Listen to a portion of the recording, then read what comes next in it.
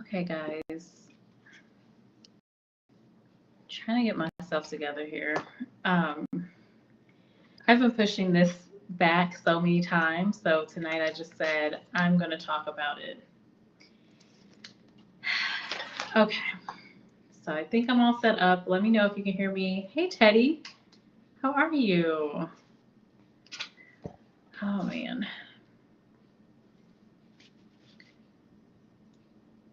All right, let me get this mic together and then I'll be right back.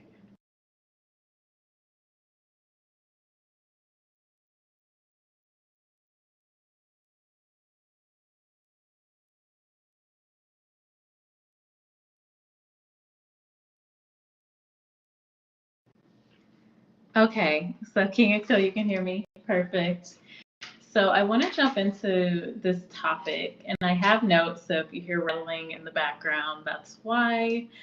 Um, okay, so I actually became interested in this topic of Plaçage because I saw a movie a long time ago and recently rewatched it, and it was called Feast of All Saints, and it was about antebellum South, specifically New Orleans, and this customary thing that would happen with Black women, mixed race women, especially, and the white gentlemen of the South, specifically French and Spaniards, the French and Spanish.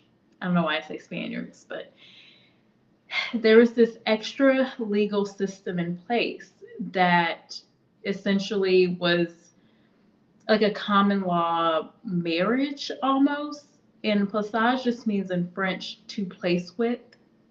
And so I wanted to pull up a couple of articles from JSTOR where it gives a deeper dive into Black free women of color and some of the choices that they made. Some of it was survival, is what I'm understanding. I'm still studying this topic, but I'm finding that a lot of it was just essentially survival.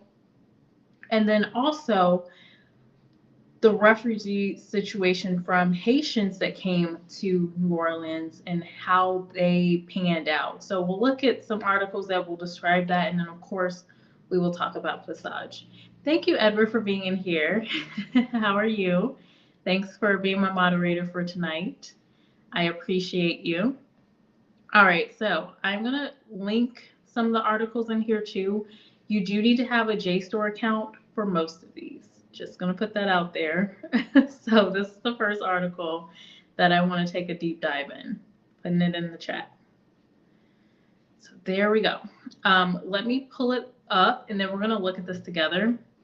But I highlighted also a few things in here as well. So this first one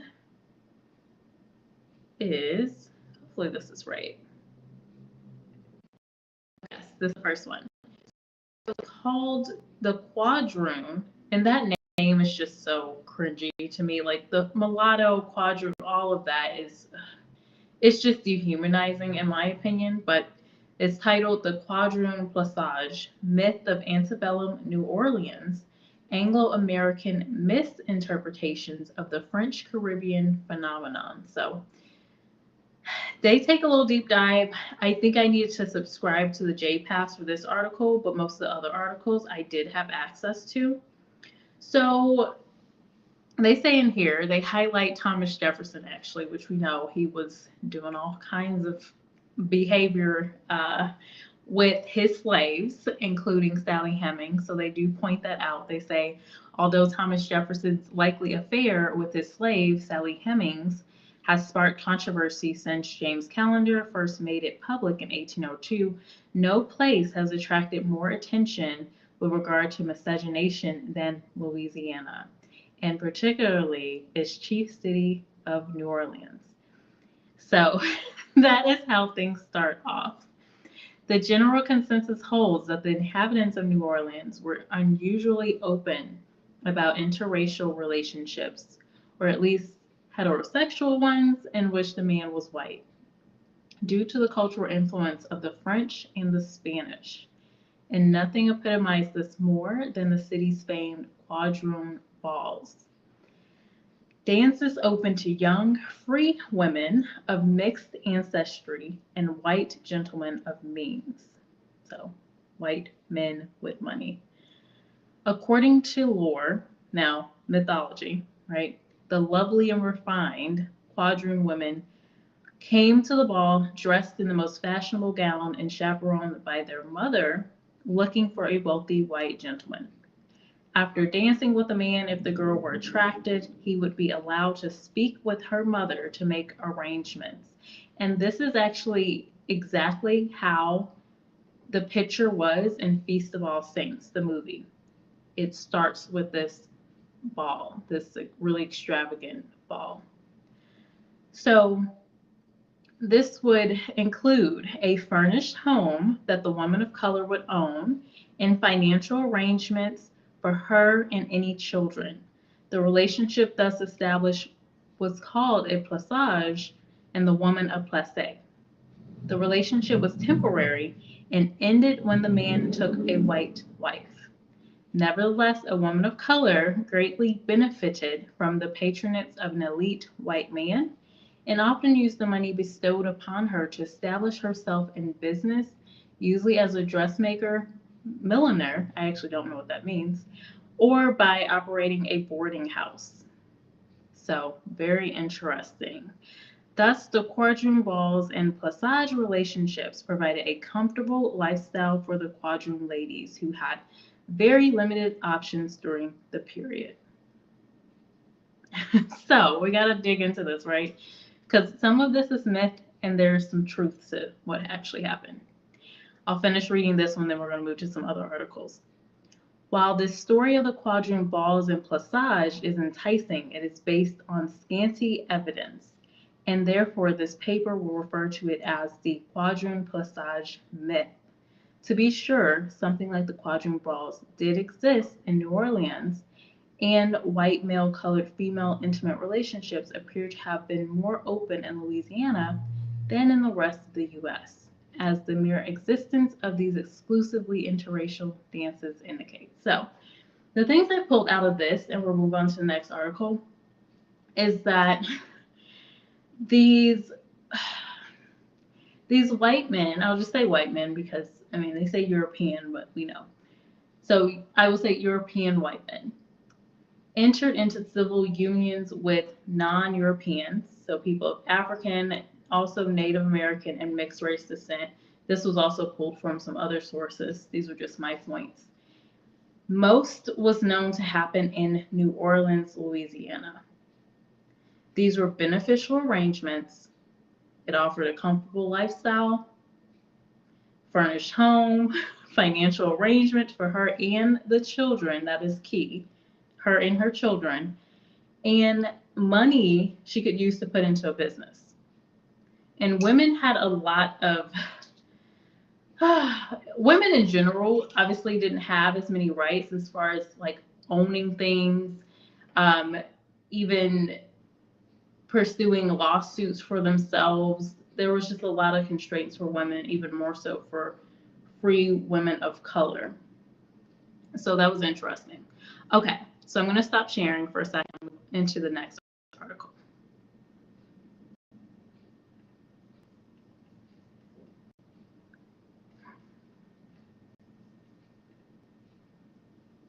I think it's this one. Everything looks like JSTOR, so I'm just like, I don't remember what the title was. I think it's this one.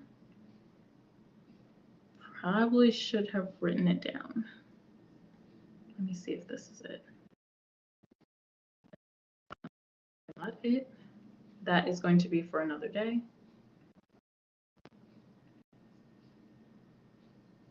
Let me see what this title is.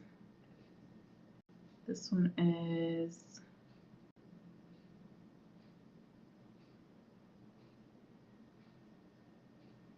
okay. Sorry, bear with me. King of Phil and Edward. I'm trying to figure out what article is which. Like which article is which? What is going on? I want to say it's this one.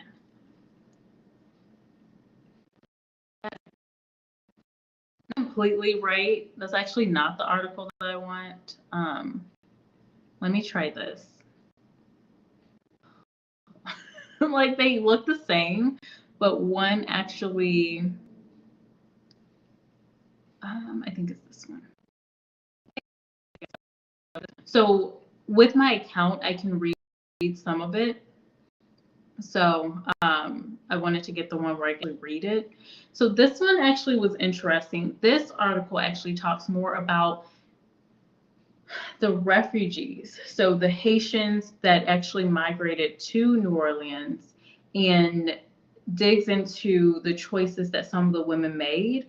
And it actually brought me to today, like the situation that we have today. And a lot of times I really do think history is repeating itself. And even though this is slightly different, it's somewhat similar to what I hear a lot of Black women say when it comes to dating, marriage, and procreation. So let's dig in here. I probably will have to skip up to some other pages, but we'll see. So this one is titled under JSTOR, The Strange History of the American Quadroon. Again, you know I don't like that name, but this is what will be used throughout this because this term was used during that time. Free Women of Color in the Revolutionary Atlantic World. So this is by Emily Clark at Chapel Hill. So when NBC anchor Brian Williams first visited New Orleans, the cockpit announced on the landing, welcomed passengers to New Orleans by noting that they just left the United States. I love New Orleans as a city. It's so different. Many attribute New Orleans' sultry and decidedly exotic ambiance to its French and Spanish colonial origins. What Emily Clark shows in her important new book, however, is that excluding the story of New Orleans from that of mainstream America has been a deliberate process, facilitated by the creation, manipulation, and commercialization of a fascinating figure, the mixed-race quadroon woman, whose seductive and wanton character has become synonymous with the city itself. So this is kind of how things are highlighted here. Now I'm going to move up to where she talks about the Haitians. So she talks about the second wave of Haitian refugees. So she says this, all of whom headed to New Orleans in 1809. This is where the quadroon stereotype emerged. So he said 9,000 strong, the refugees did not disperse over the eastern seaboard as had those of the earlier migration. Rather, they overwhelmed the tiny city of 10,000. At least a third of the migrants were free people of color, doubling the existing population of 3,000 already there. Marriage was their preferred family pattern, but for the refugees, that option was defeated by demographics and a lack of wealth. What's kind of our issue today when it comes to the Black community? Just putting that out there, and this is why my head went to, man, we haven't gotten anywhere. Goodness. Okay, so moving on. So it says, marriage was the preferred family pattern, but for the refugees, that option was defeated by demographics and a lack of wealth. By 1829, Clark calculates, there were 2.2 free women of color to every free man of color. Now remember this because another article is going to talk more about the choices that Black women, free Black women, had to make, or you could say free women of color because we know they were Black and they were also mixed race. So it says, unable to compete with Creole women, better endowed with dowries, refugee women adopted the Dominguez role of menagerie, in which a free woman of color managed a white man's household and frequently became his life partner. This too was common, a common family pattern in Saint Domingue. I'm gonna totally butcher that name, Saint Domingue. But refugee women were unable to reproduce this system exactly in America. So again, remember this number. There were 2.2 free women of color to every free man of color. That is going to come up later. So Clark explains, um, gosh, so this all really pushed this seductive stereotype for the women, right? So that's one thing I wanted to point out, but we'll continue. So it says, in the process, the stable contractual role of the menagerie of Saint Domingue devolved into New Orleans Plaçage, a liaison between a white man and a free woman of color that was a lifeline of support for the woman, but lasted only until the man found a suitable wife. Let me know what you guys think about this, and thank you, Edward, for saying to like the video. Thank you. So the practice was, Clark stresses, an oh gosh, improvisational response of the refugee generation. The problem was that the visitors to New Orleans in the 1820s and 1830s, and they reference a duke, they thought they were observing a long-standing tradition. So this is where they're saying a lot of the myth came from, that this was just normal, but it stemmed from these refugees coming in and developing these relationships. So they missed the strategies, or they knew nothing of the colonial demographics of the city, in which it had a statistical impossibility for everyone to marry within their racial category. I'm going to say that again, because remember the last video I did a while back on interracial marriage and why it is probably good for Black women. It goes back to demographics. So these women were in a similar boat, not the same, of course, that I can't even compare to that time. But they're looking at statistics of what we said earlier, 2.2 free women of color to every free man of color. So she's saying they knew nothing of the colonial demographics of the city, in which it had been a statistical impossibility for everyone to marry within their racial category. They missed the strategies white fathers had pursued to claim paternity of their mixed race children in sacramental registers to ensure the proper disposition of inheritances. Now, this actually surprised me, that these men were trying to ensure that these children were actually had some money. It's like, wow, that's interesting, right? But I mean, I get that, because earlier in the other article, they said the benefits of this arrangement was comfortable lifestyle, furnished home, you own your home, financial arrangement for the woman, the Plaçage, and her children. So that does make sense. They missed the fact that the norm in the colonial period for free women of color was a long-term relationship with a single partner. So it's like, okay, well, can't marry a free man of color, or the odds of me marrying a free man of color are slim. What do? Do you marry a man that's a slave? Or do you marry a white man of means, and you know that you and your children are going to be set up? I see your comment, King of Kill. Thank you. Yes, hit the like button. It's hard not to see this as another form of attack on the Black family. I don't know. So this is, I think, again, the reason why this stood out to me a bit was because, again, you look at demographics, you look at the situation that these women were in. So what do? Right?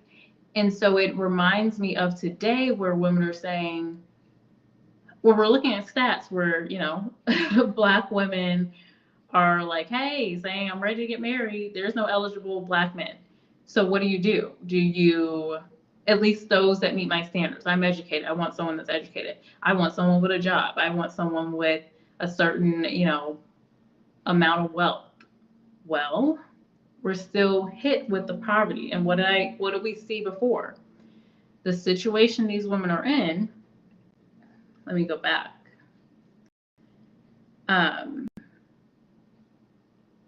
Because she said impossibility. If I can find it, let me search for it.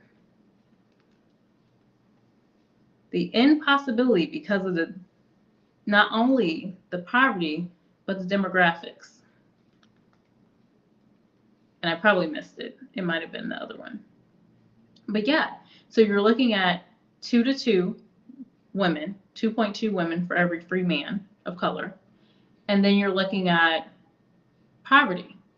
So what do you do as a woman for you, not only yourself, but also if you're going to have children, right?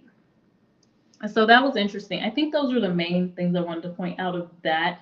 So the things that hit me were the demographic of 2.2 free women of color to every free man of color, being unable to compete with the Creole women who had dowries, and then also that these women decided to become, partners to the white men so they could live a comfortable life and their children could live a comfortable life. Not all of the women, right? But a percentage of them, right? We don't know the exact percentage.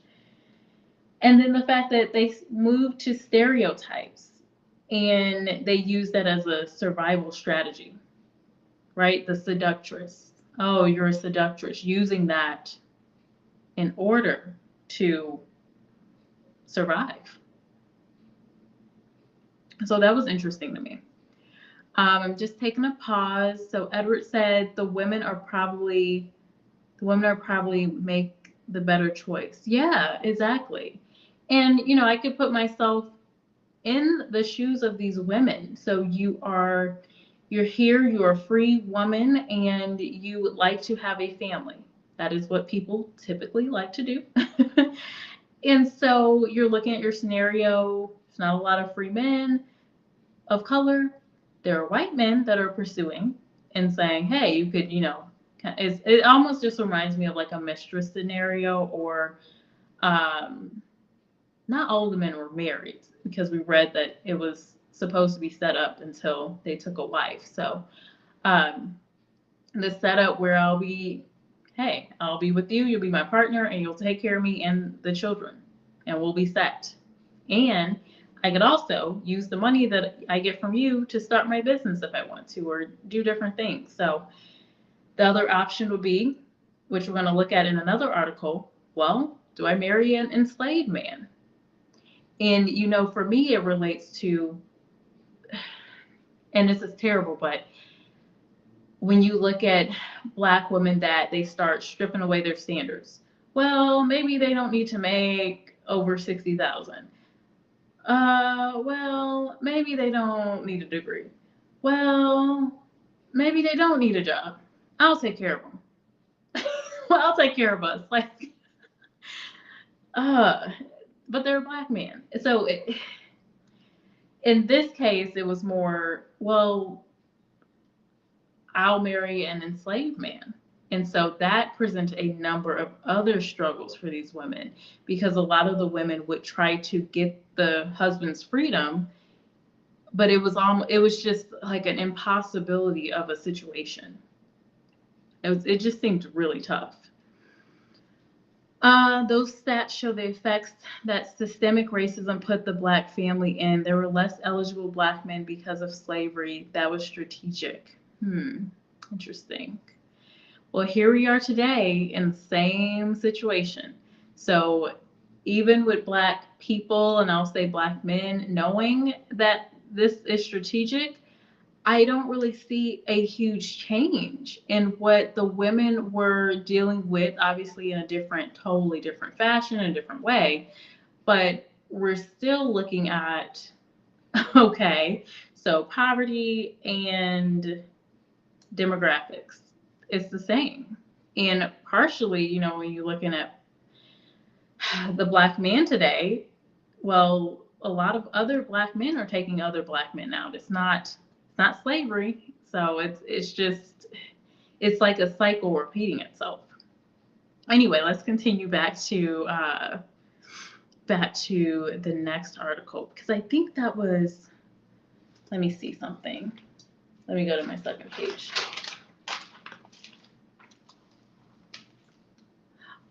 Yes. Okay. So I did note the liaison between a white man and a free woman of color until he chose a wife. I did wonder, like, how much that actually happened. Like, okay, so did the man just say, "Oh, got a wife now, peace out," or did the situation continue? Right? Like, okay. I do wonder about that. And then also that this whole myth of the quadroon ball and this kind of idea about New Orleans with the visitors that came there and then will leave to tell the story. So that's very interesting too. Now, something else that stands out, I don't think I talked about it yet, but I wrote down this statement, the white men's claim on black women's bodies. And I'm trying to remember where that was at. I think it was this article or somewhere in here. So I'll keep going until I find it. So they said, we left off on this part. So relying on Bernard and Martineau, historians ever since have missed this as well until Clark's corrective.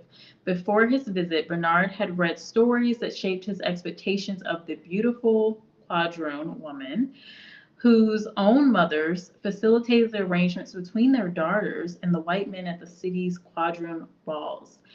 And this was, again, that was in the movie, and I was like, that couldn't have happened. And yeah, I guess these cases did happen.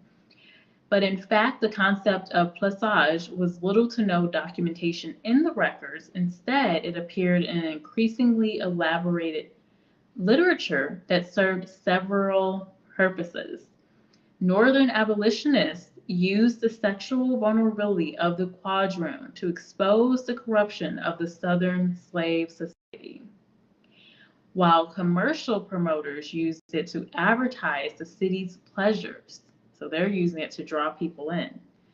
Affordably available even to non-slaveholders, the fantasy of the quadroon would continue to draw male visitors to New Orleans long after slavery was dismantled.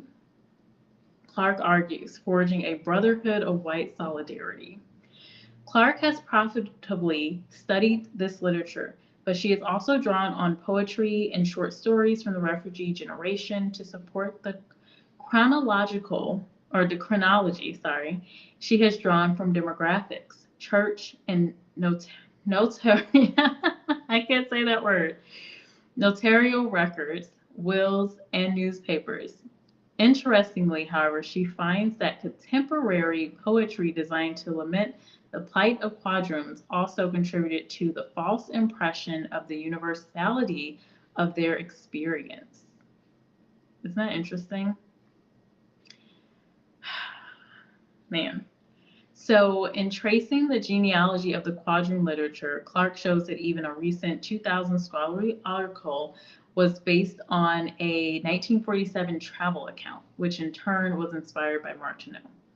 A rich historiography has already shown us that white men's claims to the body of Black women have long been a national phenomenon, not merely Orleanian.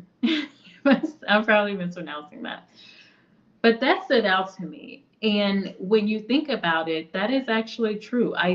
Like when you just look at history, even before this time, the white men's claim on a Black woman's body, there has been no protection for Black women. It does seem, if you look at the history, that yes, I mean, at least looking at this country, right, that Black women have not had the protection and that white men have always had some type of control over a Black woman's body. We can even look at medicine. And that's not the point of this video, but even looking at health and medicine, why do Black women distrust anything medical as well? You guys have been studying a lot of Black women. You've been using a lot of Black women's DNA, and parts and everything else. So, yeah, we're not going to be so trusting. Um, at least I don't think many Black women should be so trusting. I'll just put that out there. Man, that was kind of tough to see. So they say, as one Black woman trapped at the New Orleans Convention Center in the aftermath of Katrina and begging for relief, well understood about her city, that this book makes plain, we are American, is how she's ending this out. So I do want to show you another article. I think this was the last one for now, because I am going to continue looking into this. I'll pause before going to that article. King of Kill is in here saying they adapted the strategy to the times, mass incarnation. I can't talk tonight. It created fatherless homes that started an epidemic of more fatherless homes, leaving the Black woman again with the same options. But here's my thing. There are a lot of people pointing out these statistics, but when there's a will, there's a way, right? If Black men really want to change things, I believe that you will be empowered to do so. Because you're still a man. You still have a lot of privileges and you still have a lot of power. So if there is a will to do something, I think you could do it. From the group, obviously. Not just one person is going to do anything about it. But, together, right? These strategies are multi-generational. Yeah, I definitely see, like, look, these women, the fact that we're seeing articles that are saying that the Black women were faced with, these free Black women of color, were faced with this dilemma of looking at, okay, well, demographics say there's 2.2 free Black women of color to every free man, and there's poverty all around, and I can either try to be with one of these men, try to be with an enslaved free man, or be with a white man of means, and therefore myself and my children will be set up. I mean, it can seem like a tough choice, but it doesn't seem like a tough choice, right? If you're thinking about yourself and your children, why wouldn't you take the option of being into the system of Plaçage? Why would you not? Yeah, especially again, you're thinking about families. So going back, let me see this. I'll go back to this just because I did see someone come in or some other folks come in so I can highlight what we're talking about. And all these articles, let me share this one too. They can be found under JSTOR if you want to check them out, but I will be popping up on another video to talk about this a little bit more. But yeah, it just seems like a tough scenario, right? So, okay.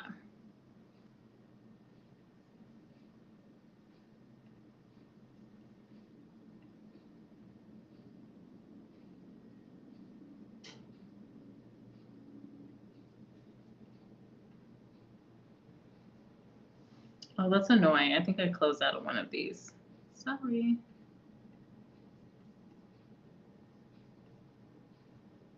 Hopefully I shared it with you all before I closed out of it. Okay, so this was the last one. And this one was actually of a woman that chose to, because there were women that chose to marry the enslaved men. And they had different struggles.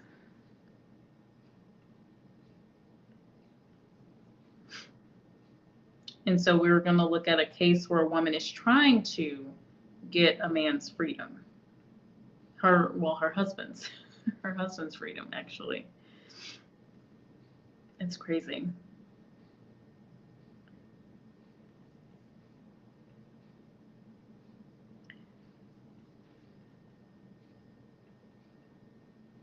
Okay, let me go back. I'm trying to find the part where, just so people know what we're talking about on here. Okay, here it is. Okay, I'm going to share this again. So, I think it's this one. Okay, so this is what we're looking at. Also, if you're wondering what the background is, this is a clip from the movie Feast of All Saints. So, okay. The dynamic was this second wave of Haitian refugees, all of whom headed to New Orleans in 1809, from which the stereotype of the quadroon emerged. 9,000 strong, the refugees did not disperse over the eastern seaboard as had those of the earlier migration. Rather, they overwhelmed the tiny city of 10,000. At least a third of the migrants were free people of color, doubling the existing population of 3,000 already there. Marriage was their preferred family pattern, just as today. I think most people want to want to have a family. But for the refugees, that option was defeated by demographics. And this is why King Akil was talking about demographics. Is the demographics and what else? The lack of wealth, right? Again, this is the same situation we're in today. Demographics, lack of wealth. Now, one can be changeable probably more easily than the other. My perspective, but who knows? So demographics and lack of wealth. By 1829, Clark calculates that there were 2.2 free women of color to every free man of color. Unable to compete with the Creole women, better endowed with dowries, refugee women, the Haitian refugee women, adopted the Dominguez role of menagere. Sorry if I am mispronouncing that. This is where a free woman of color, and this is what they were doing in Haiti. This is where a free woman of color managed a white man's household and frequently became his life partner. This too was a common family pattern in Saint Domingue, but refugee women, Haitian refugee women, were unable to reproduce this system exactly in America. Instead, exigency nudged many of them towards survival strategies. So this was about survival that recapitulated the stereotypes features. So the seductive, I'm not going to say mulatress, so the mulatto woman, I'm assuming. So the seductive, like we've seen that stereotype a lot.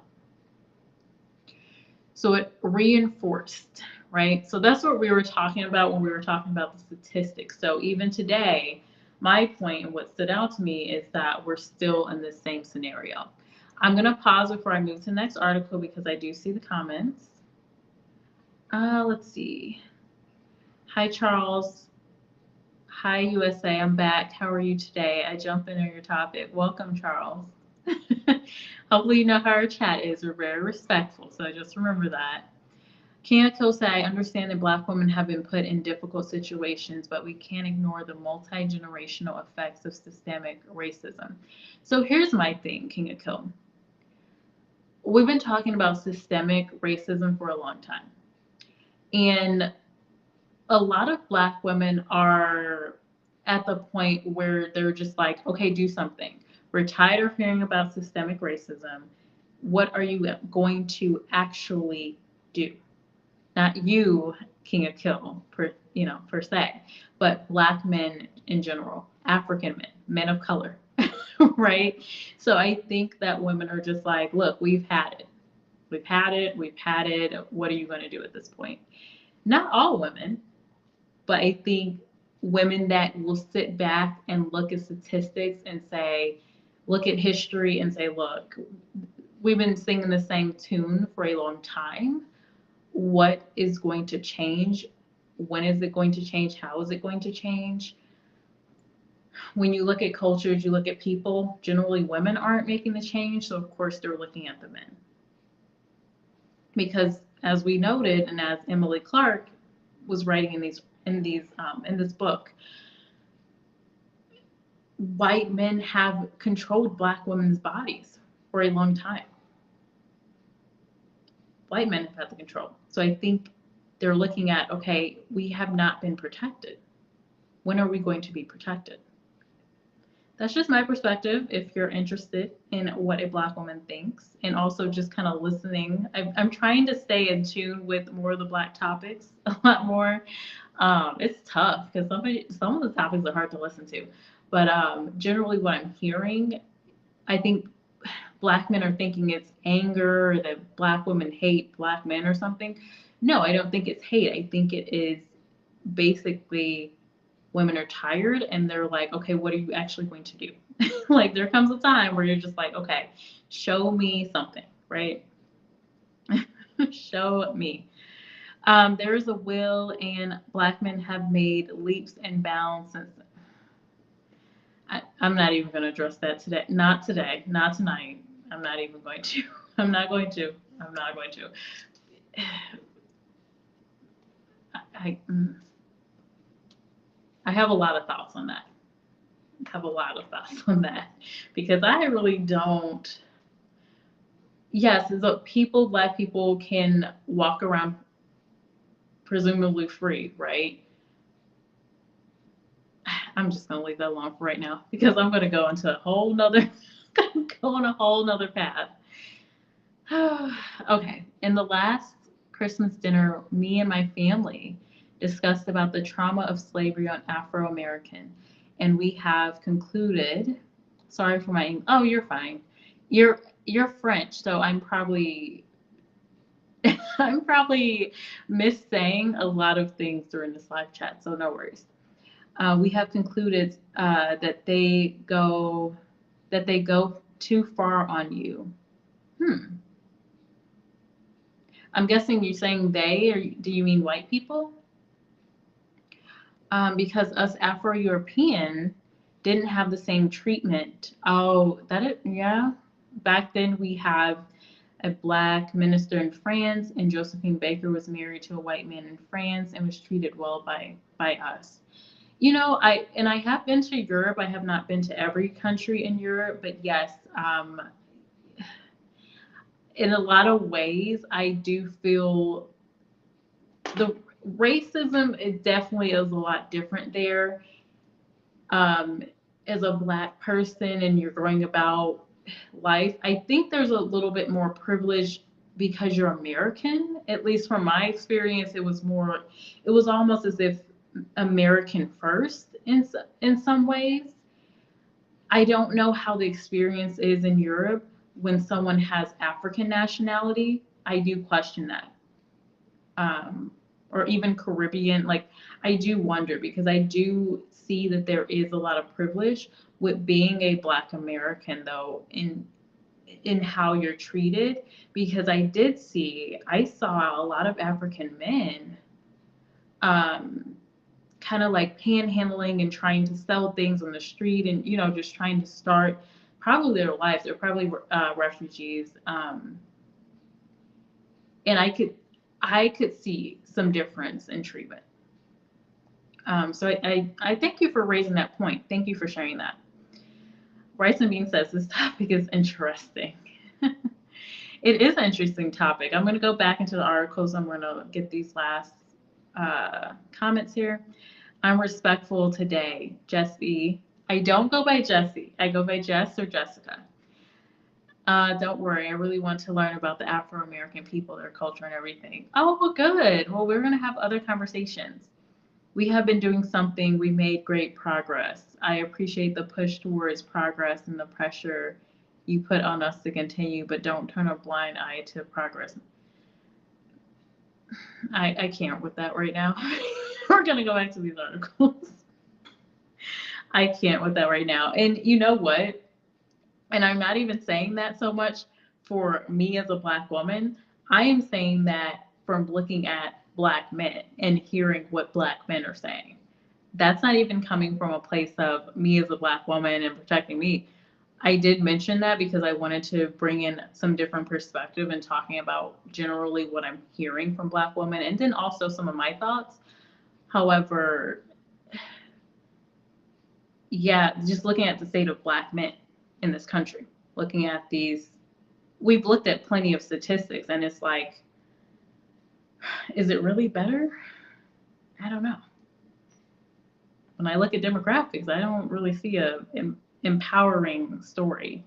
Generally, I see some empowering stories, but I'm not seeing a lot. It's just, I don't know. That's why I come to your show to learn about Afro-American culture. Well, thank you for being here. I appreciate that. Okay, so the last article, and this is the scenario of a woman. She is with a man who actually is enslaved. this was this was interesting because it's more about how a woman could navigate the law, which really women couldn't. But she tried. She tried. So there were women, and I want to highlight this. There were free women of color that married enslaved men of color. I'm trying to get my terminology right. So this article highlights an example and talks a bit more about this. So they're saying, now this is 1725. They're talking about, so this is before, it is going before that second wave of Haitian refugees. So 1725, Jane Webb, a free woman of color, sued Thomas Savage, a slave owner and middling planter in Northampton County Court on the eastern shore of Virginia. So this is Webb versus Savage, was an unusual lawsuit, the culmination of over 20 years of legal wrangling between two parties who had an uncommon and intimate connection.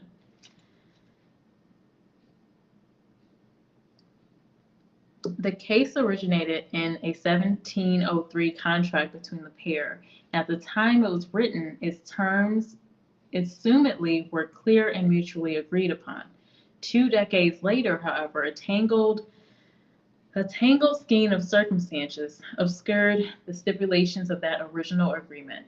Over the course of those same years, the legal meaning of freedom for individuals like Jane Webb had fundamentally changed. Both fraught interpersonal relations and the evolution of race-based law mattered to the 1729 Chancery case for one simple reason. Thomas Savage owned Jane Webb's husband. Wow.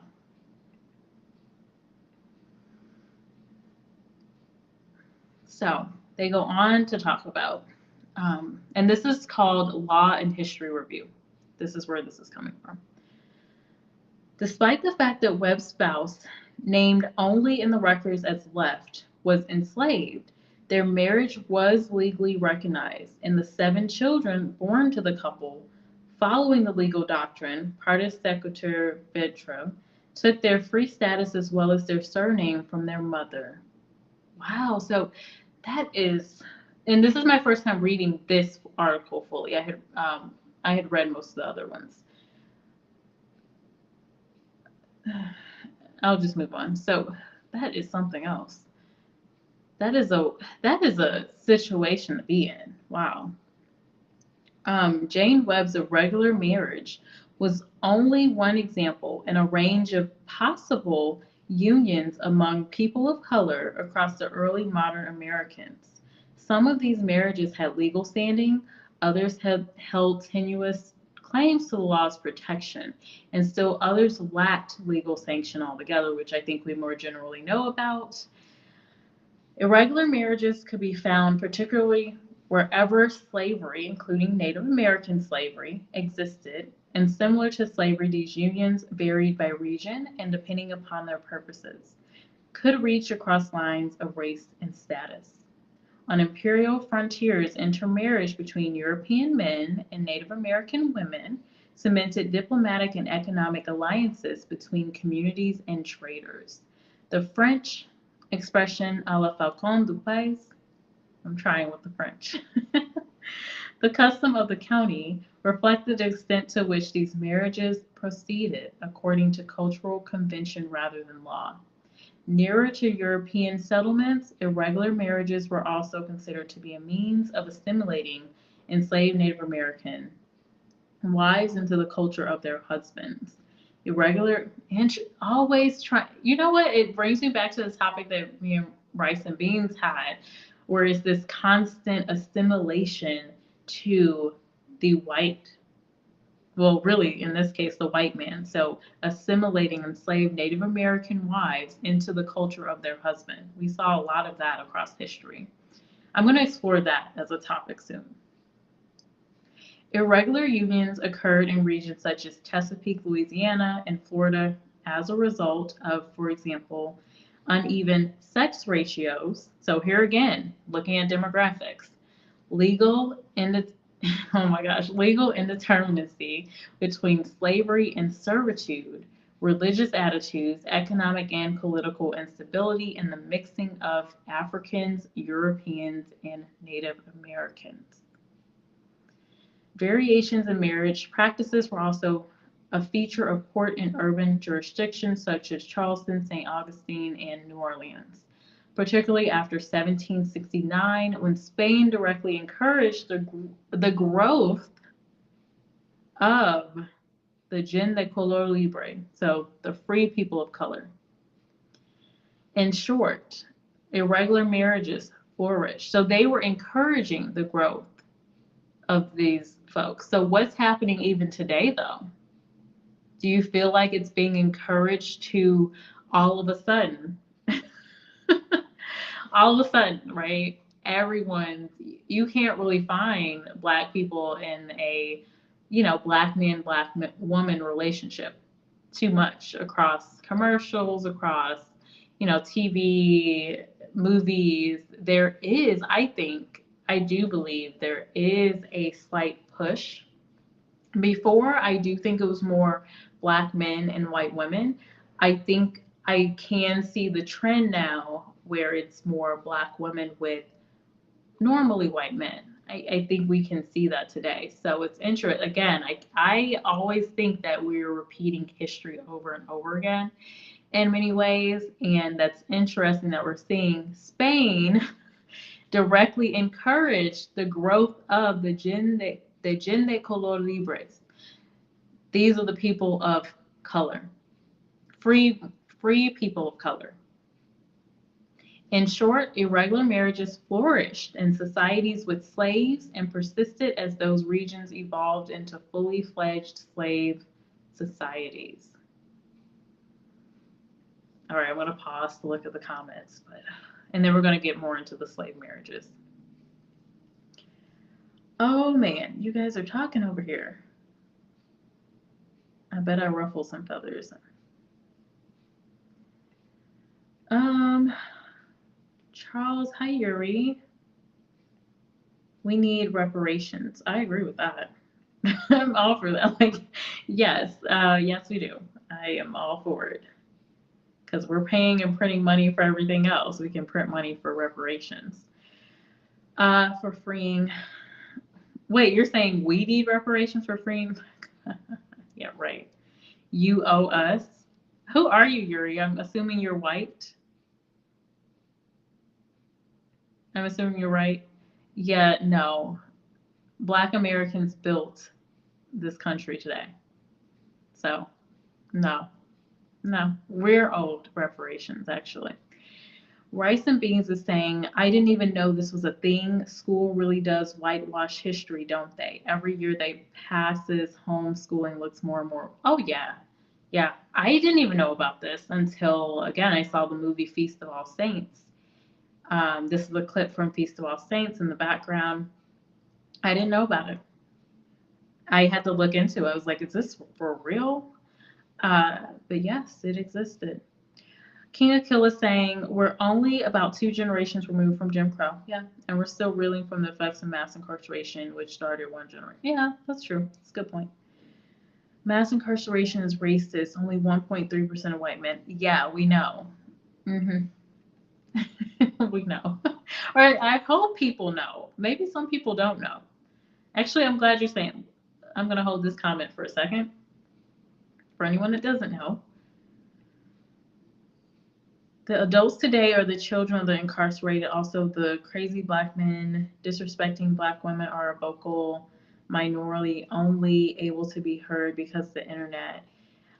Well, it's a mix. So it's a mix of some of these just random men that are, going on TikTok and YouTube and whatever else to talk about black women.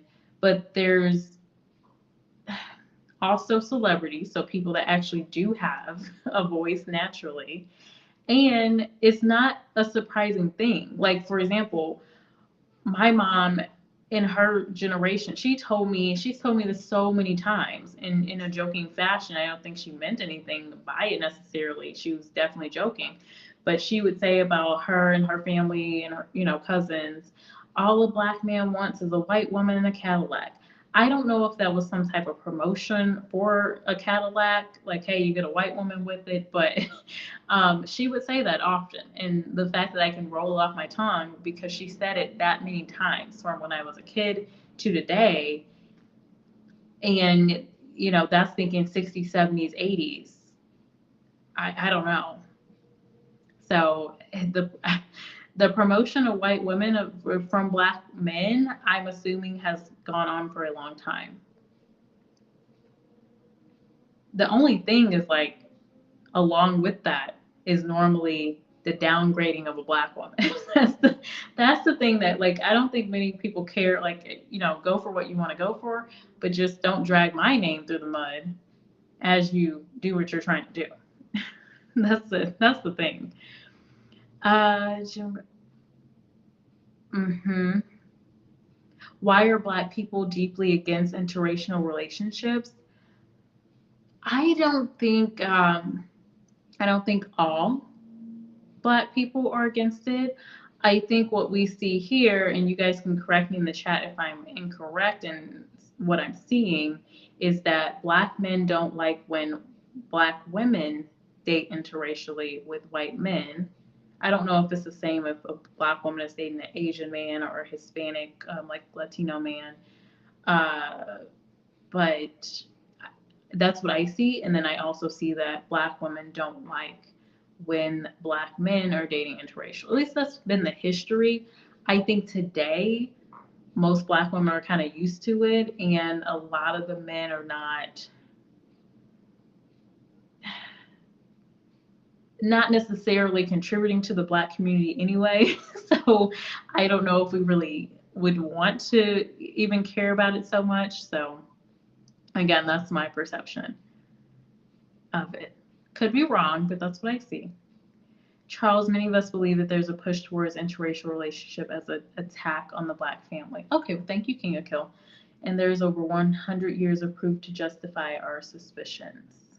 Mm-hmm.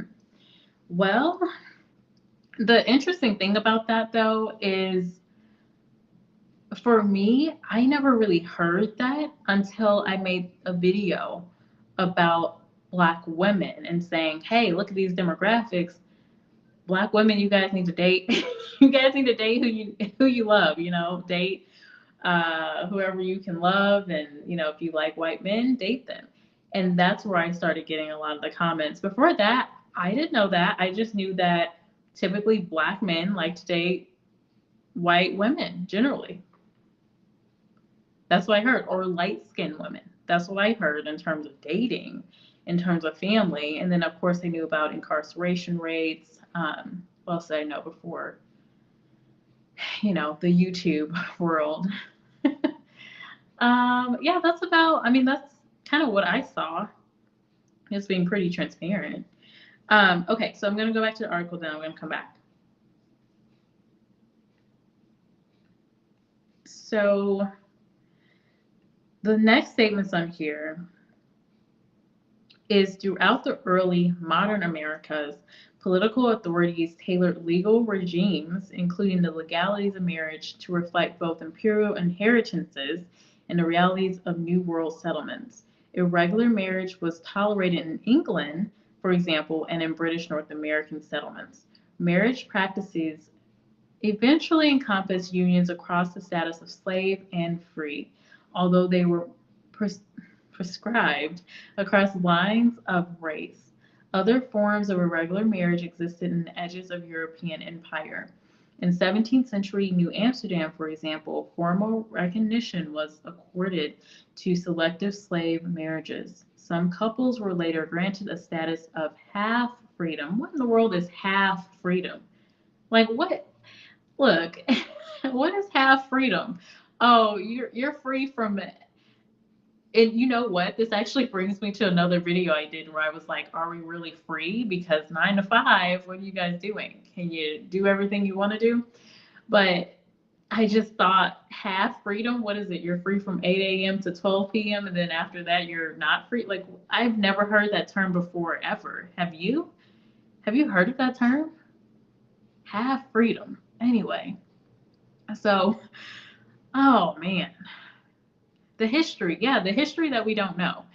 Some couples were later granted a status of half freedom by the governor, testimony to the potential benefits of an official, recognized union even among slaves.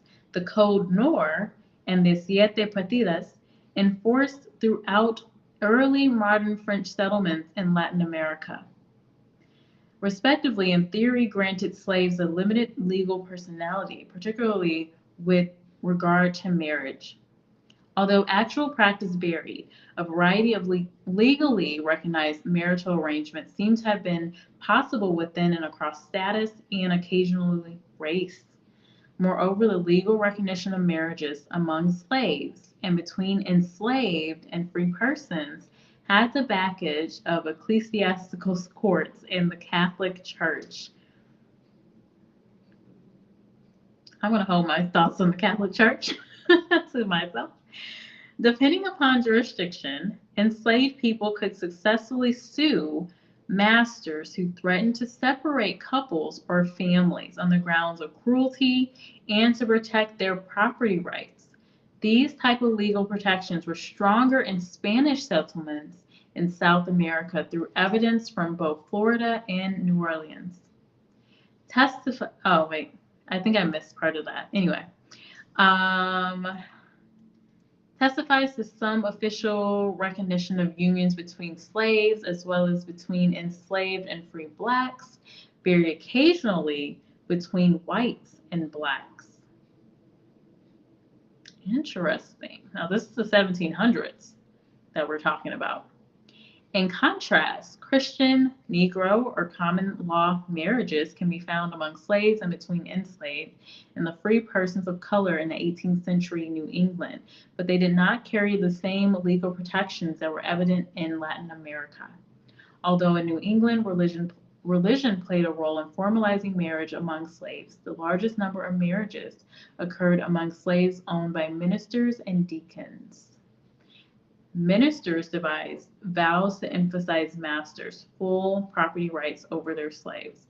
At wedding ceremonies, enslaved couples or free persons of color marrying enslaved spouses were required to concede to their owners' rights to sell and separate them. Oh man. Hold on, I gotta take what in the world? Man. Wow. All right, as legal systems, marriage and slavery often existed in tension with one another. Many individuals in irregular marriages were forced to negotiate the law's conflicting aims, especially when one spouse was free and the other was enslaved, and as a result, their mixed status marriage straddled the lines of freedom and slavery. Free black men in colonial and revolutionary New England, for example, sought to exploit these competing tensions to their advantage. They sued the owners of their enslaved wives. That's great, I actually like that. They sued the owners of their enslaved wives, arguing that their rights as husbands superseded the property rights of their wives' masters. In 1760, one plaintiff invoked coverture when he wrote to a member of the Massachusetts Governor's Council explaining that he had married an enslaved woman and asking if he was therefore, entitled to take her away and hold her by law. Another plaintiff similarly appealed to the law of domestic relations when he claimed damages because his wife's continued enslavement deprived him of his rights as a husband. The legal strategies employed by both plaintiffs set coverture against slavery and used the legal subordination of wives to husbands as the basis for claiming freedom for the former. In a parallel situation in Latin America, both husbands and wives challenged the right of their masters to separate them. When the court ruled in their favor, it upheld the legal primacy of marriage over slavery. In contrast, in New England, challenges to slavery based on marital rights featured only husbands as plaintiffs. Their lawsuits were based on the claims to the privileges of patriarchy, claims that met with some success in the lower courts. So here we're seeing examples of the men suing, because again, this was my challenge with Black women, like this Black woman kind of having this scenario where she's trying to sue to get her husband's freedom from a white man. Well, you're a woman, right? You're a woman. So the legal system wasn't really in the US, because I know we're kind of bouncing across Latin America, New England, US, right? Women didn't have rights, y'all. Like barely during this time. And a Black woman. So that was something to see that she's, putting in a lawsuit. But I also like that we see in here an instance where Black men, so we can put on record, where Black men were putting together lawsuits to get their enslaved wives. So that also happened. And I think, for a man, I think, using your privilege as a man, I think that's a great show of that, like using your privilege to do something, right? Because the legal system was not working for women. In mixed status marriages in which wives were free and husbands were enslaved, however, women faced a very different set of legal tensions. So we're seeing the man who's free and trying to get the wife freed. Now we're going back to this scenario where the wife is free. So it's a free woman of color trying to free their husband who is enslaved. So in mixed status marriages in which wives were free and husbands were enslaved, however, women faced a very different set of legal tensions.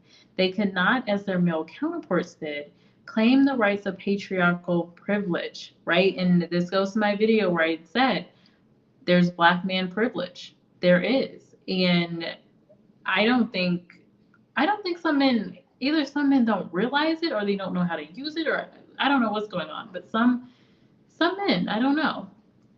I don't know if they're seeing that. But yeah, as a man, you have a lot of privilege, right? So we talked about that. We're probably going to talk about that in another video with King of Kill if he is up to it. But anyway, I'll get back to this. So, okay, so they could not, as their male counterparts did, claim the rights of patriarchal privilege, even if they were heads of household. And again, I look at today, what are the stats telling us about Black women? We're heads of household. That is so interesting. So we're looking at back then, even if they were said they were heads of household, they could not. They still didn't have the same privileges as a man.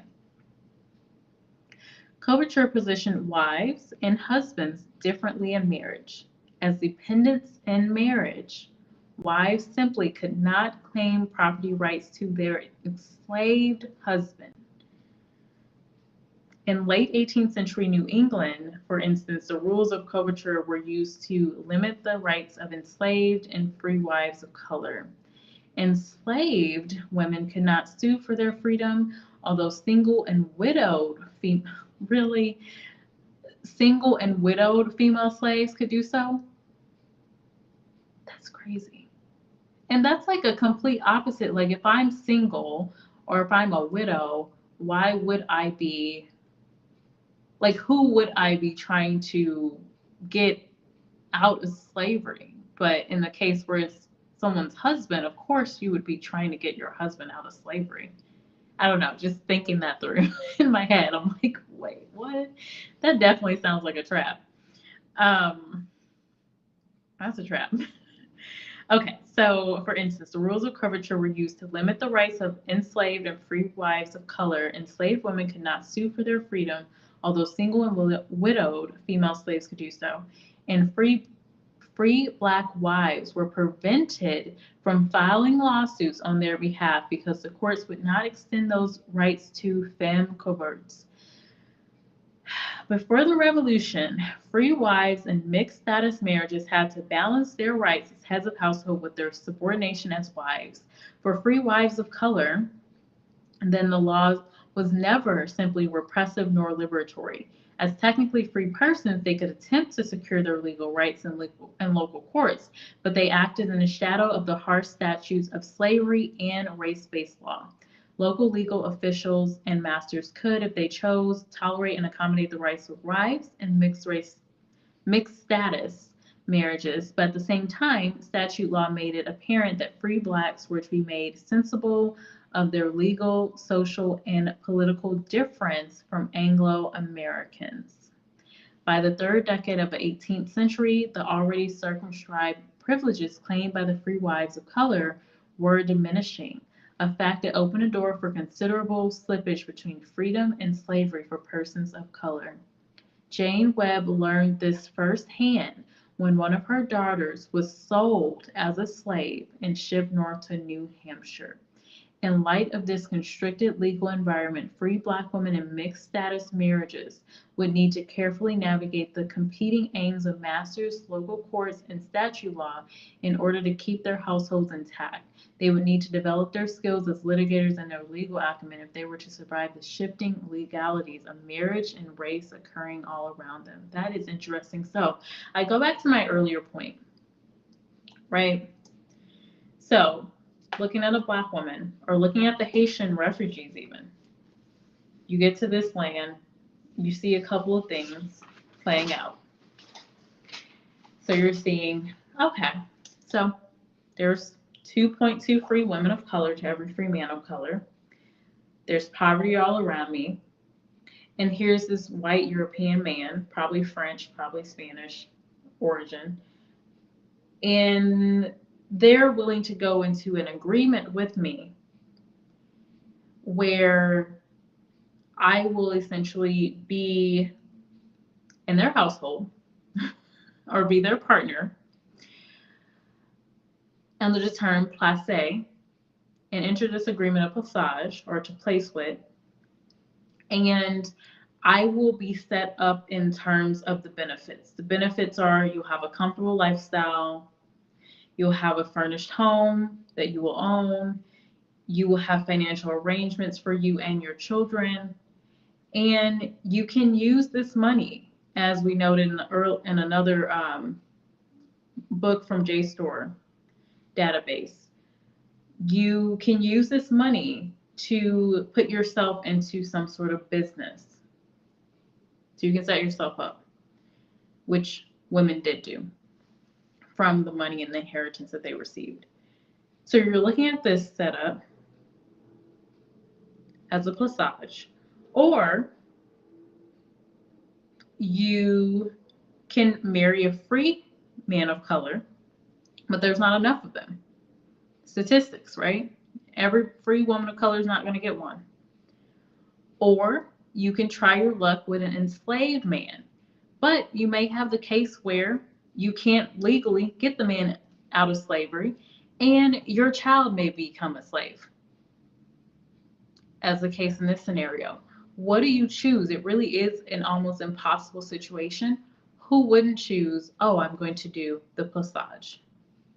So this is kind of the state that we're in when we're looking at this case of Plaçage. And why I am seeing today, we talked to Rice and Beans, and we were talking about things like the snippet of the video where the woman's like, once you go white, you're financially right, and seeing generational wealth, and you're seeing um, and hearing about white men, and you're looking at statistics, just as our ancestors possibly looked at, demographics of, well, there's more women, there's more black women than there are black men.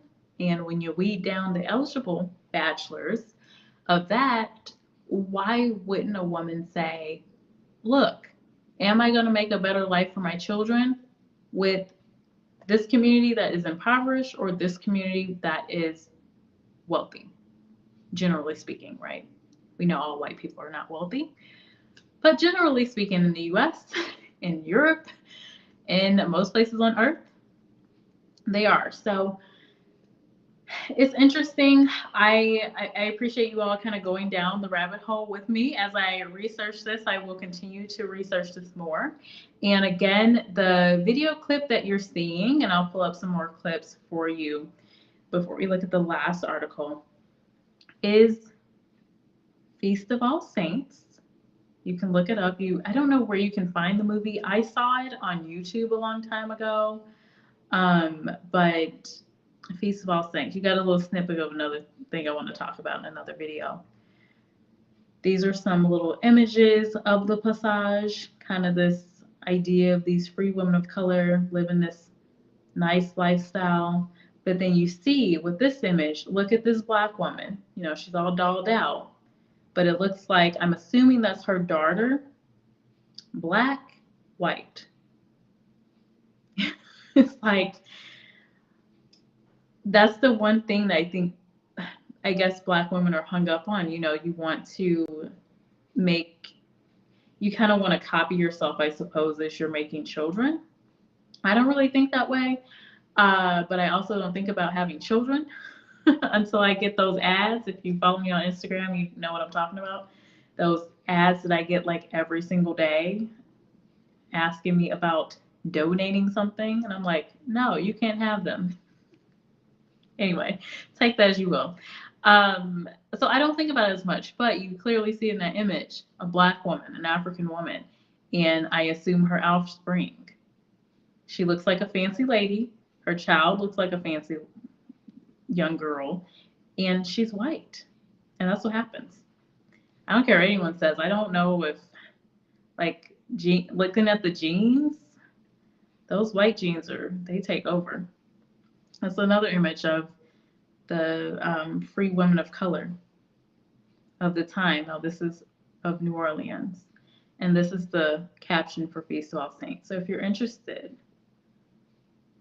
there you go. All right, so I want to look at the other article.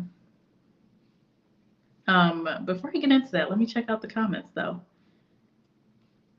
It's been a minute.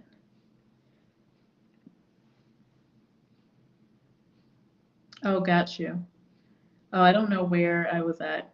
King of Kill, okay, so you're kind of late, but earlier just explained that during slavery there were more black men enslaved than black women, so black women were encouraged to marry white men for financial stability. A similar trend exists today. Thank you, King of Kill, for summing things up for the folks joining late. And sometimes these live chats are put into my membership vault, so unless you're a member, you will not get to, sometimes you won't get to see the videos. I try to keep them up for a little bit and then I'll put them back in the vault.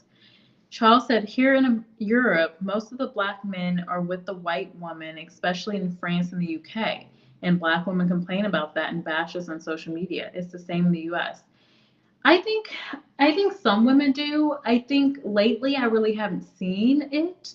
But when I was like really young, like 90s, yes. I remember that being in movies. Like if you've ever seen the movie Save the Last Dance, I remember that movie where that topic came up.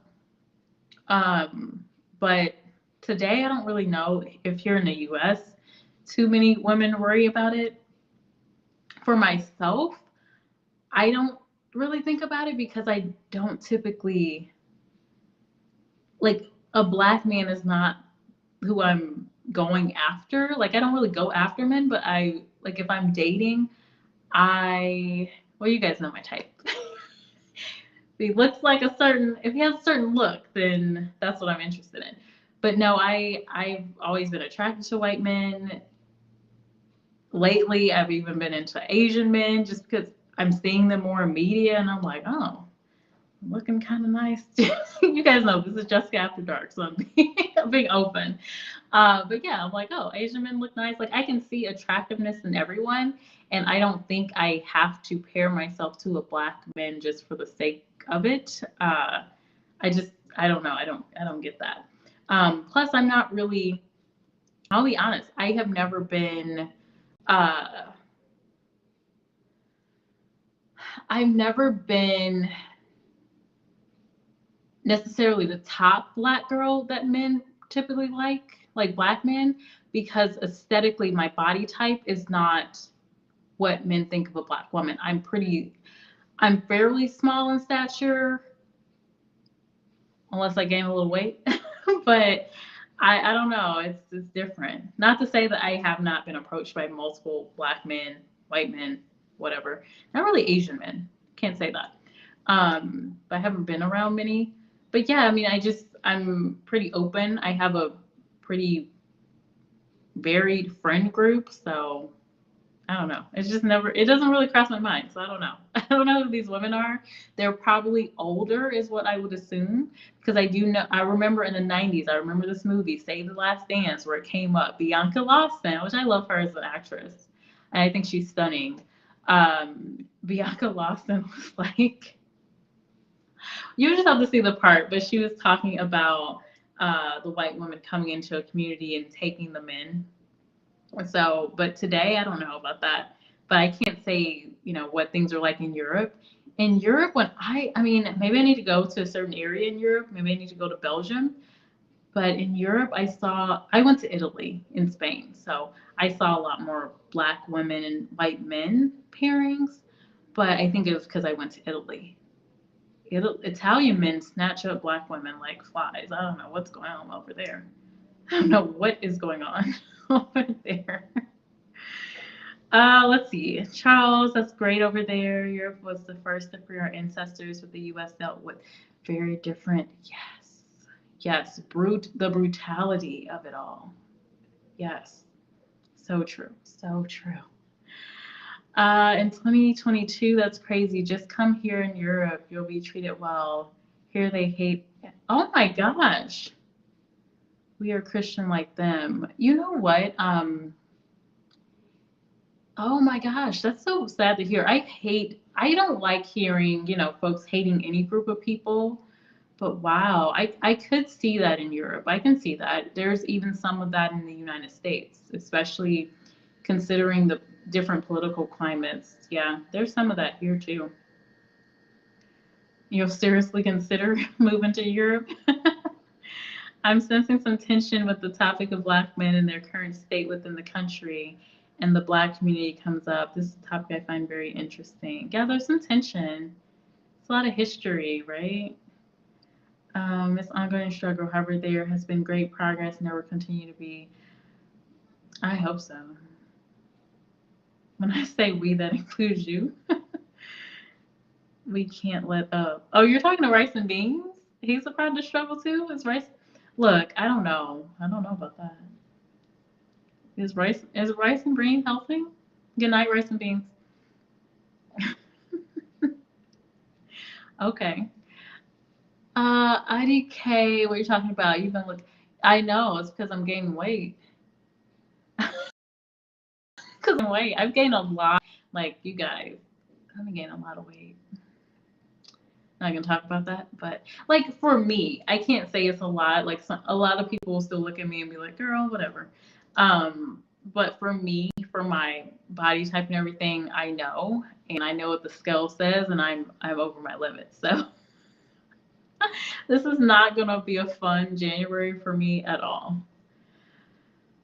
It's good to see you're open about interracial relationship. Yes, Italian men like black women, Italian women like black men. It's very funny. Yeah, I didn't see a lot of black men pairing. I saw a lot of African men selling things in Italy. Like they were hustling. Like the definition of hustling was those African men trying to sell. They were selling all kinds of stuff.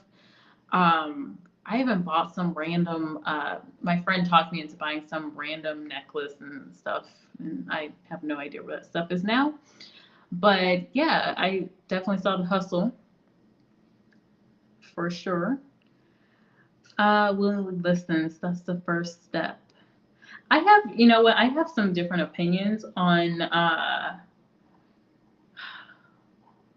like I compare. A lot of times, I will compare, and I think this is because of Boyce Watkins, but I will compare Asian men to black men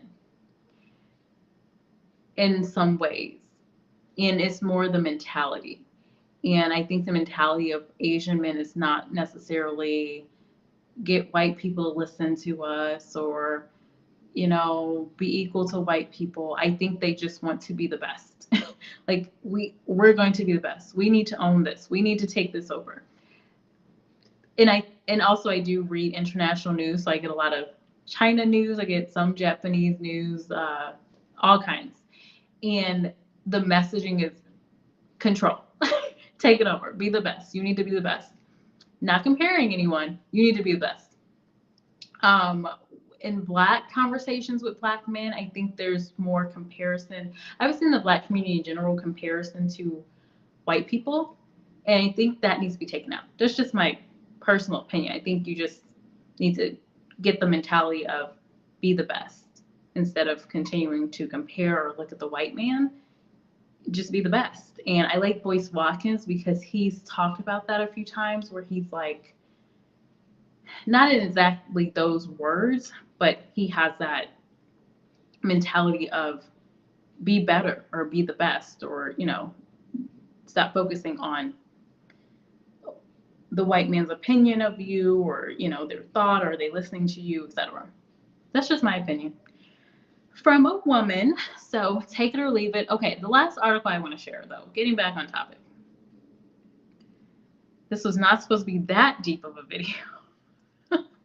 But you guys know I am a thinker, so that is what I think. This last one, okay. Let me see if I can get the title real quick because it kind of wraps some things together. It ties a few things together that we've looked at. Okay, I think it's this one. Yes, so this is the one. And I want to highlight a few things in here. So this is another article that I found under JSTOR, and this is a database I used a lot when I was in school. So found this article by, I don't know who wrote this article. I don't see it on here. Oh, Matthew Wills is the article writer. The free people of color of pre-Civil War New Orleans. Before American concepts of race took hold in the newly acquired Louisiana, early 19th century New Orleans had large population of free people of color. New Orleans is unique among American cities for its complicated colonial and racial history. The city was French, then Spanish, before Louisiana became an American territory in 1803.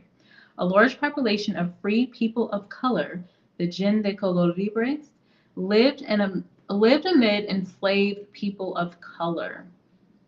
Ooh, tension.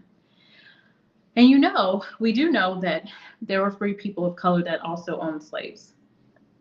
I don't know the percentages, but I have read that multiple times.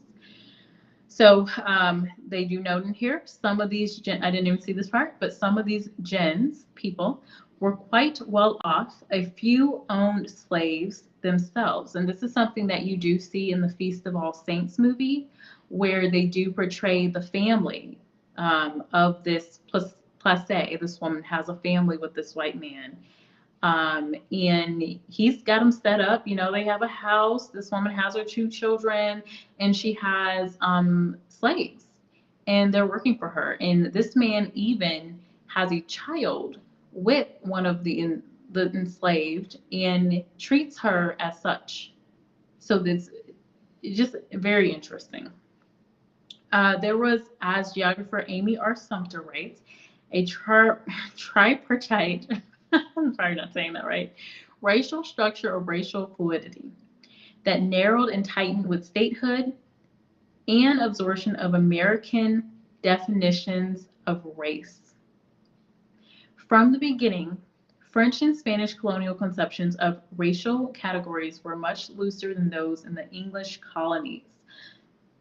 The first slave ship arrived in Louisiana in 1719. The French, who controlled the colony from 1682 to 1763, had a Code Noir that governed relations between Africans and Europeans and regulated emancipation. The distinction between free and unfree people of color was written into this law, with the free people of color legally equivalent to whites. I'm going to say that again. The distinction between free and unfree people of color was written into this law, with the free people of color legally equivalent to whites. Slaves, meanwhile, could gain freedom in numerous ways, for instance, by defending the colony or teaching a master's children. Interesting. This was a highlight, these mixed race, okay, that's a highlight. The Spanish, who ruled from 1763 to 1800, largely continued French policies. Spanish officials expanded opportunities for emancipation and accepted mixed-race relationships. All this helped generate a growing population of free people of color.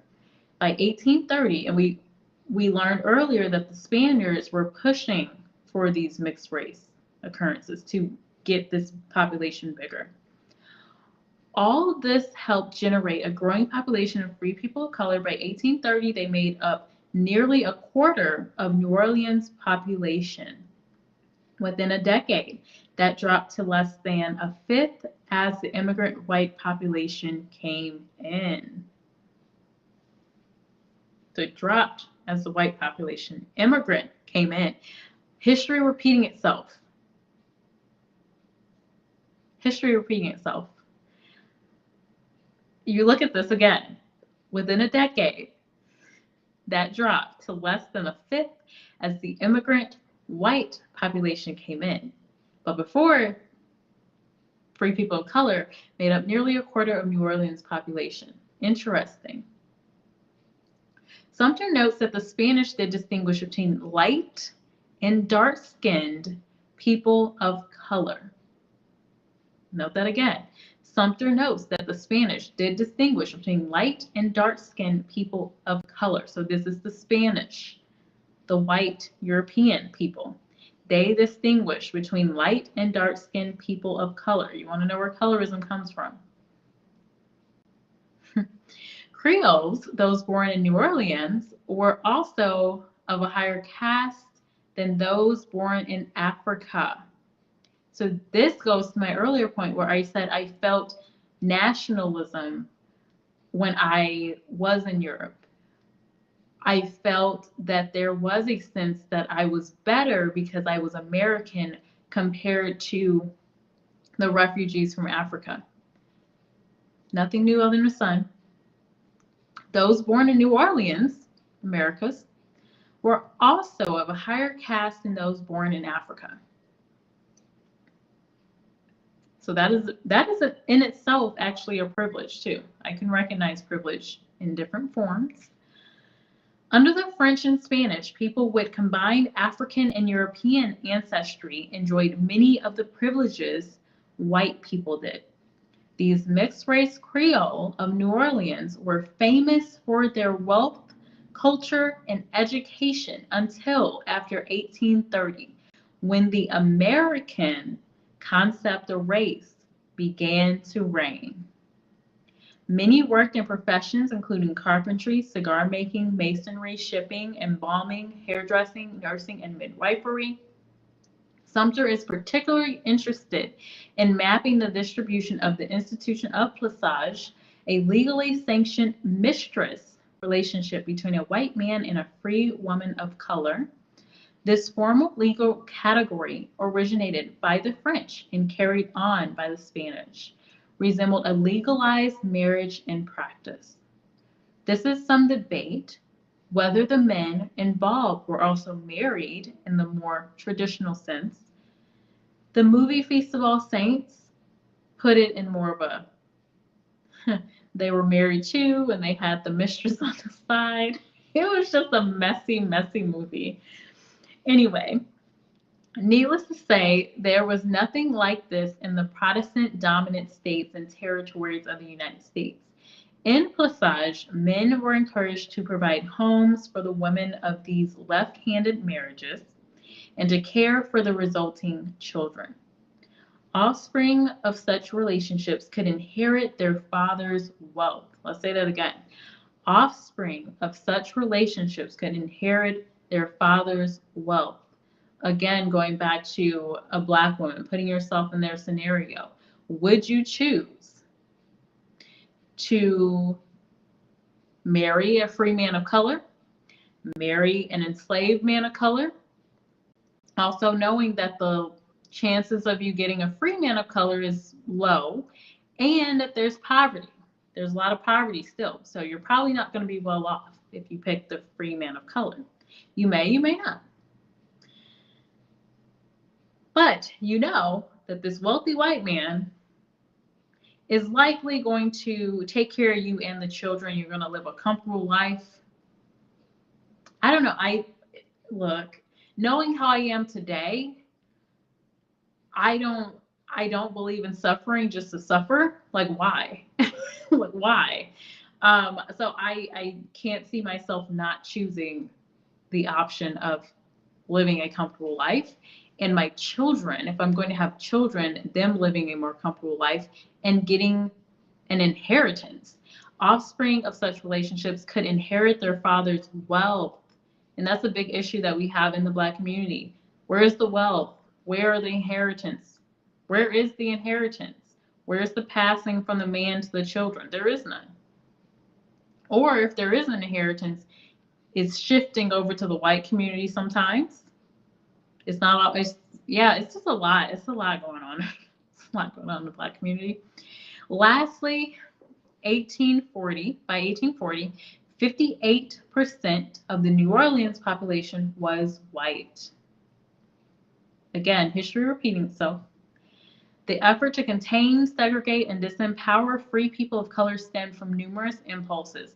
There was competition for jobs, the fear of slave insurrections modeled by Haiti, different language, Moors religion, the white immigrants' unfamiliarity with non-enslaved people of color inhabiting a middle class and even upper class, immigrants' insecurity about being white. Many were Irish, a group of Northern Europeans initially left out of the white category. Leaving with this comment, these mixed-race Creole of New Orleans were famous for their wealth, culture, and education until 1830, when the American concept of race began to reign. Oh, America. All right, let's look at some comments. This is deep, but yeah, I gotta pose that question. For a Black woman during this time, Plaçage with a white man, your children are going to be good. You're going to be good. You're going to be living the good life, comfortable lifestyle, furnished home, financial arrangements, money to set yourself up and get a business. Or you can take your chances. Try the 2-for-1 demographic of getting a free Black man or get an enslaved Black man and try to fight the legal system and get them free. And the challenge with that, potentially, your child can become a slave, like the case that we saw with one of the JSTOR articles. That's a deep scenario. That's tough. The women of the past, they had to go through it. They really went through it. Okay, let's see. It's 4:30 a.m. I have to take my breakfast. See you next time. We'll see you next time, Charles. Thanks for hanging out with us so early in the day. Wow. Appreciate you being here. And appreciate you also being respectful in the comments. Okay, but if we're going to take on that mentality of being the best, swirling is antithetical to that. Yeah, I get your point. And Dr. Boyce thinks the same thing. Dr. Boyce is not for interracial unions or anything. I disagree. I don't really. I mean, look, again, I'm also looking at numbers. This is why in the interracial dating video, I was like, look, you look at the numbers, you look at the men that are getting married, you look at the poverty rates. Why in the world would you pick? That's like giving me a bowl of bad fruit and saying, oh, yeah, there's some that's not so bad. Pick one. And then also, someone over here gives me a bowl of really nice, fresh, organic fruit. Like, like what? And then me saying, no, I don't want any of that. I'm going to pick from this bad fruit right here. Like, what? That's how I see it visually. It's just like, why? Not saying that, every interracial relationship is going to work. I don't think that at all. I think a lot of relationships are not working out so well today. But if you're going to do something, just like these women, again, I see history repeating itself in so many ways. Just like these women who are looking at the demographics, they're seeing, 2.2 Black free women to one Black free man.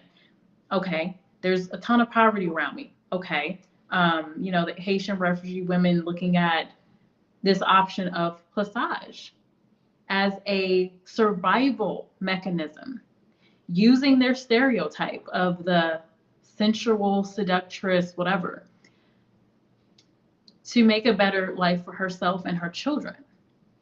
Give them an inheritance, have a house, have some, nice things, have a comfortable life. It would be hard to choose. It would be hard to not choose that. So I can understand the woman that chose Plaçage. And in the movie Feast of All Saints, you see the struggle dynamic. You see multiple women, some not wanting to get into the Plaçage. They think it's disgusting. Others are like, this is just how it is. This is what you do. It's good life. Others they want to be with this free man of color and live a normal life, right? But then they also have the constraints of their family. We have to do this. Or this is just what you do. This is what your mom did. This is what you're doing. That's, again, from the movie. So we're unwinding to see what is the fact from the fiction. The Black men in Italia are mostly refugees. It's not the same in Belgium, France, UK, Germany. Some have a nice evening. Oh, bye. Thanks for the info. Let's see. Also, Dr. Boyce Watkins is against interracial marriage, and his stance is based on rebuilding the Black family social. Yeah, and I get a lot of what Dr. Boyce is doing.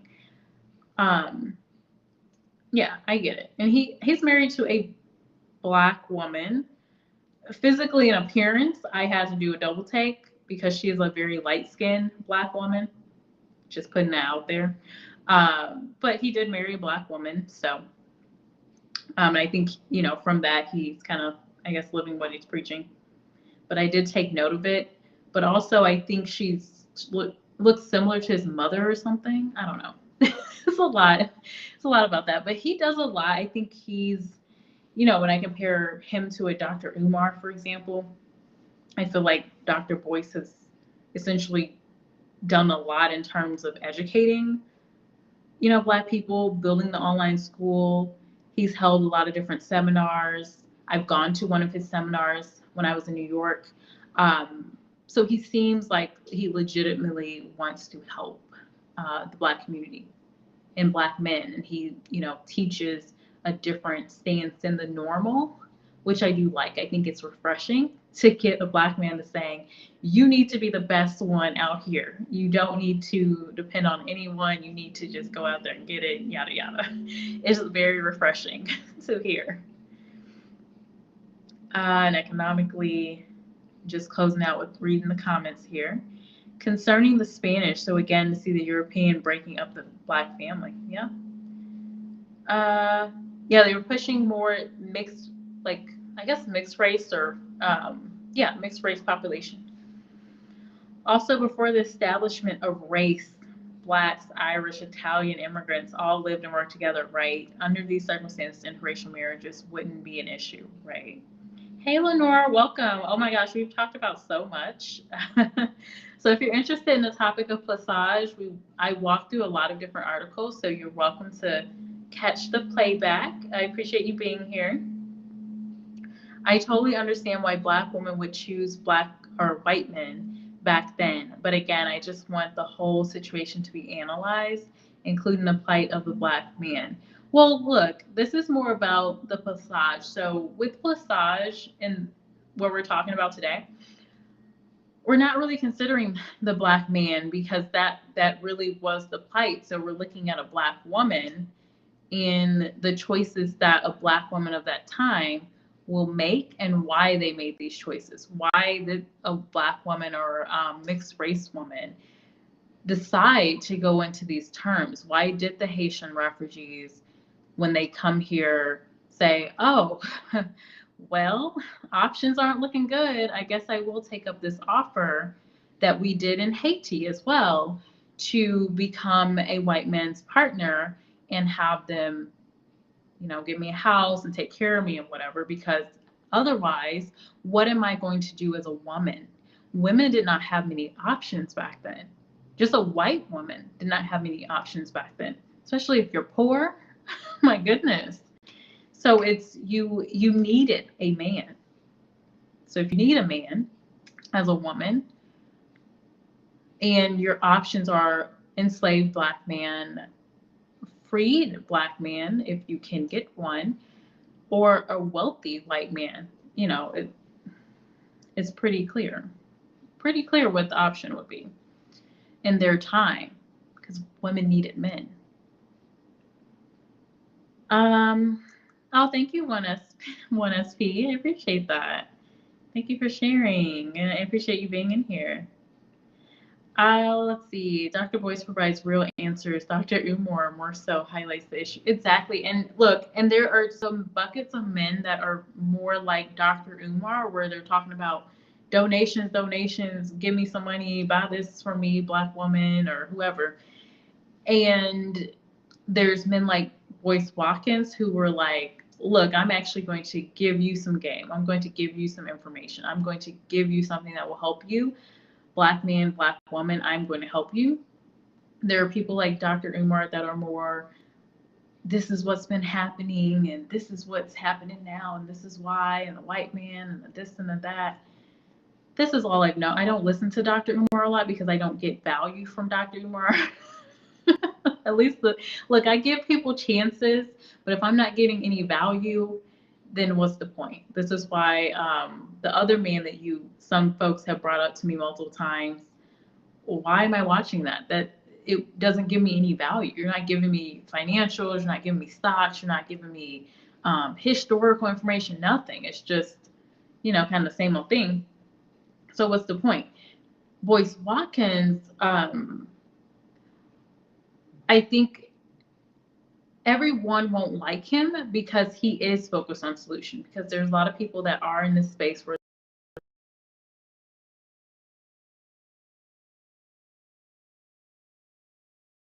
they're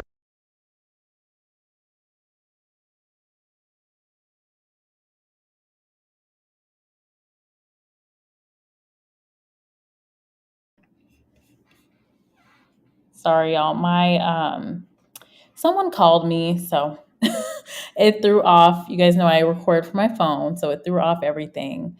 But yeah, going back to Dr. Umar, like, I think you're right. I think that comment explains exactly the two. Exactly. That's okay, Lenora. It's okay to be late. No worries. No worries. Let me see here. Def Will, my last comment. Good, because I'm closing it out. I always appreciate intelligent discourse with you. Oh, of course. Oh, I'm going to speak my mind. There were a few things I just glossed over tonight because I'm like, we're not even going there tonight, because I am a deep thinker. So I don't think a lot of people will agree with my message. But, looking at big picture of things, you'll get my perspective for sure. All bark and no bite, Dr. Umar. Exactly. So with that, I'm going to close things out. Thank you all for being here. I appreciate it. And if you like the video, give me a thumbs up. I haven't decided if I'm going to keep this video up or put it into the membership vault. If you would like to be a part of membership, you will have access to any of the topics that we've discussed on the channel, even the controversial stuff, some stuff that I might have even taken down, you'll have access to it. But with that, I hope you all have a great night and a great week. I will see you in the next video. Bye.